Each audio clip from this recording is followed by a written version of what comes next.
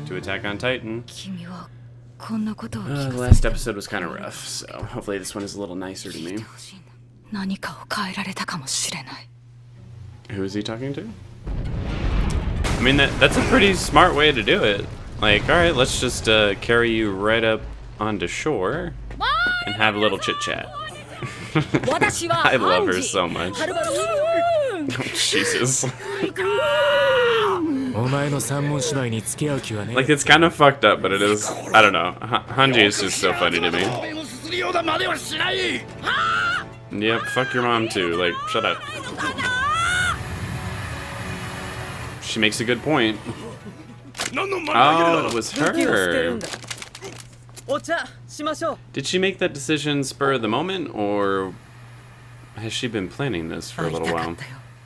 Well, I guess that answers my question. God, I missed this intro.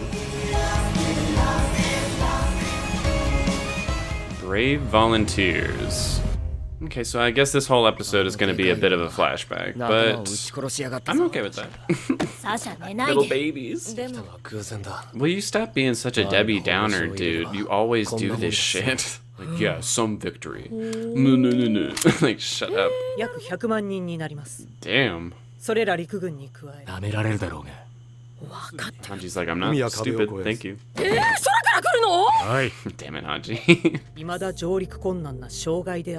So you kind of shot yourselves in the foot with that one? That's the idea?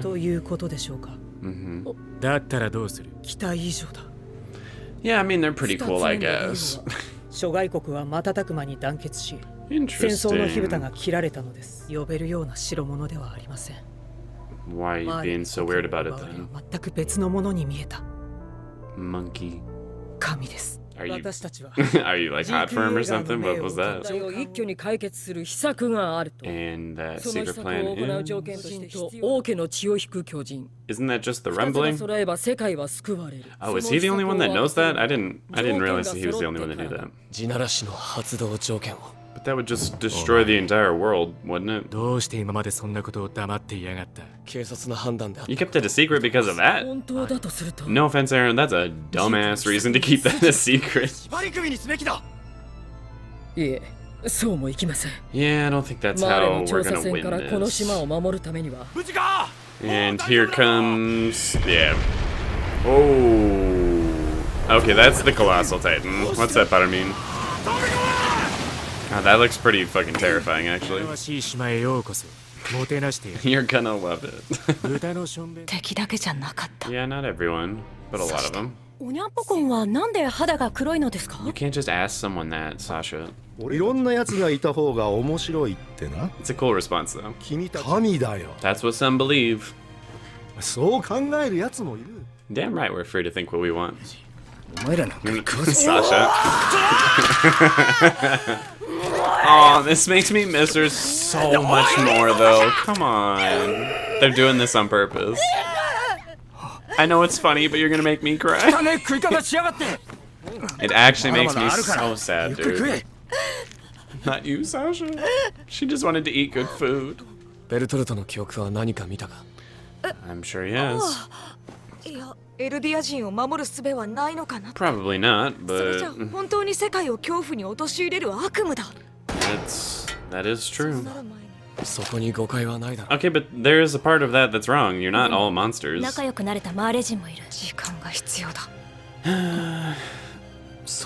They both make good points. With enough time, maybe they could come to a peaceful resolution, but... Aaron's got a point. It's not likely. It still hurts so much. There might have been, Armin. There might have been. But now there's not. You got some muscles now, but you're still a twink. Get out of my face. You can piss off. Go away. Oh, it was Nicolo.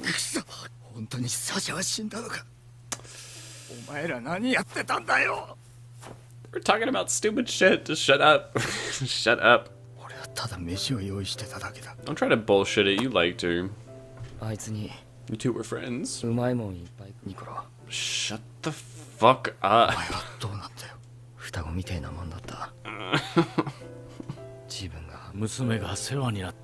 Oh, that's her dad. Shit, this is actually gonna make me cry. I fucking hate this. Yeah, she did. I hate this show. I hate this show. Fucking hate this show. Honestly, though. No. I don't trust this whole situation anymore. Now they're officially being too helpful. This is making me nervous. Yeah, you got an issue with it?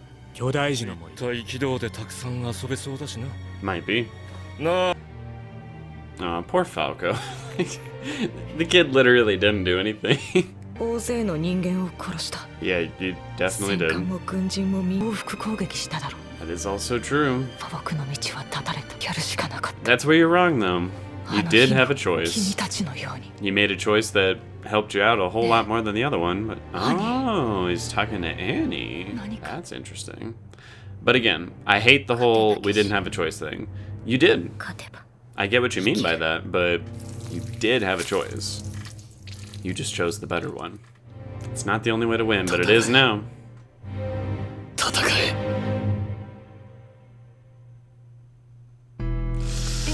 Oh, shit's gonna go so bad here pretty soon.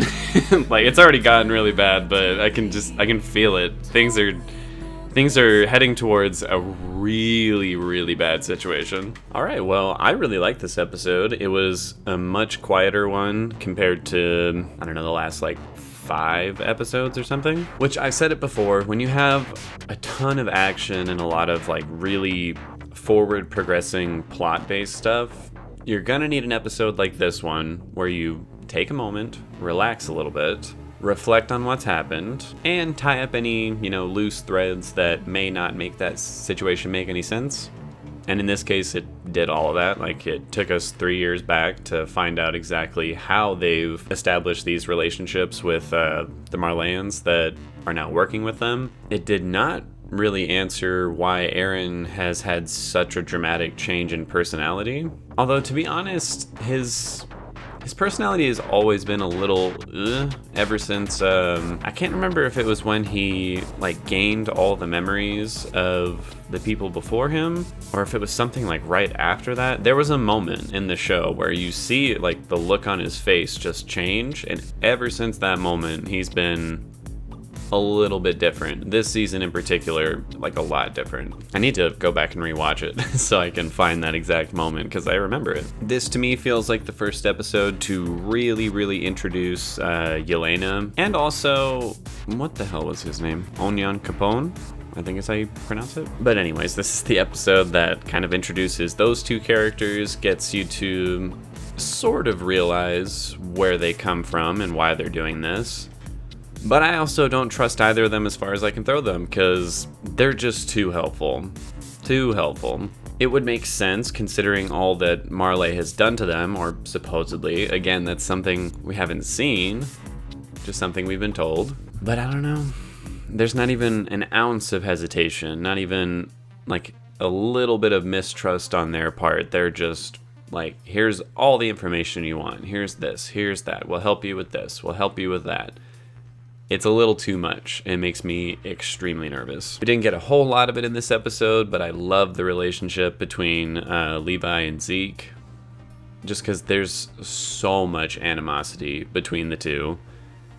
Zeke is very good at, being polite and proper. And Levi may be, calm and collected, but he is a very vulgar, angry person who is fine with letting Zeke know exactly how he feels. And I just love it. The two of them want to kill each other. One of them probably will kill the other one at some point. But for now, they need to work together. So they're just content with being yeah, I'm gonna fuck you up one day, just so you know. And they're okay. I think it's really entertaining. I like to see it. I think it was incredibly rude what they did with Sasha in this episode. Not only did they hit me in the last episode with her death, in this one, they really got to drive home the aftermath of that.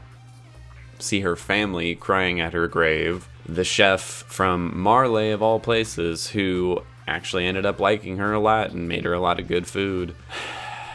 And then fucking Connie saying that she was her twin, like half of himself is gone now. Like, fuck, dude.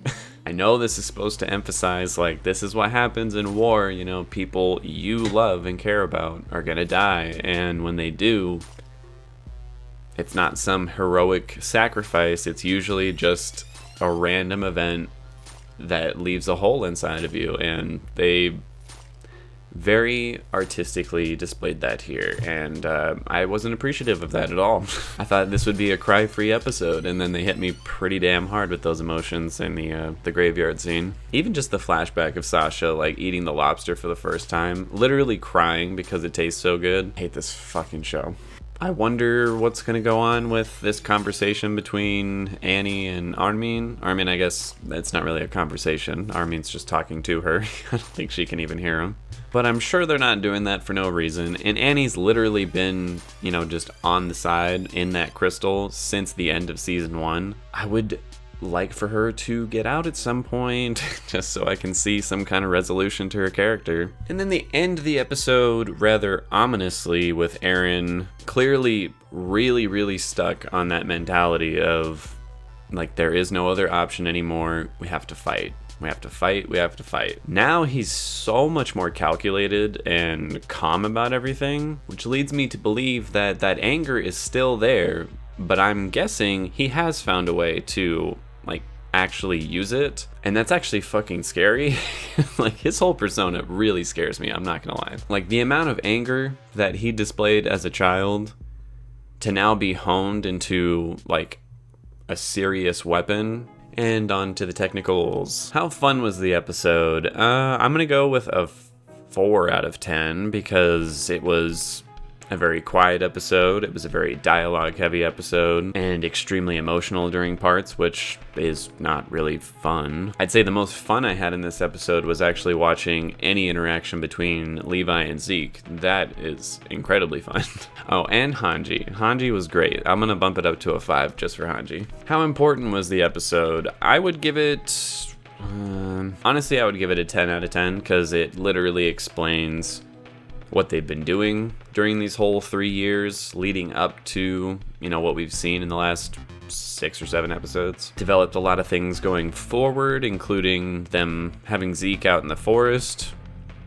I don't really see how that's strategically smart, but I'm sure there's a reason. And of course, everything dealing with the aftermath of Sasha's death, and that very ominous scene with Eren at the end. How cinematic was the episode? I'm gonna give it another 10 out of 10, because, again, I would say out of every anime I've watched, genuinely, I think out of every anime I've watched, this is probably the most cinematic of all of them. It follows a very Western style of editing and pacing to each episode. I don't exactly know how to put it to words, but the show is just very stylized in the way it will choose which panels it has. A lot of animes will focus on an emotional moment by focusing on the character's face, and you can see, you know, in their eyes how much pain they're in or whatever. But in this show, there are a lot of times where it'll instead focus on something more like an insert shot, so like their hand on like a stone, or even a shot without any kind of subject in it. It's just an environment, and you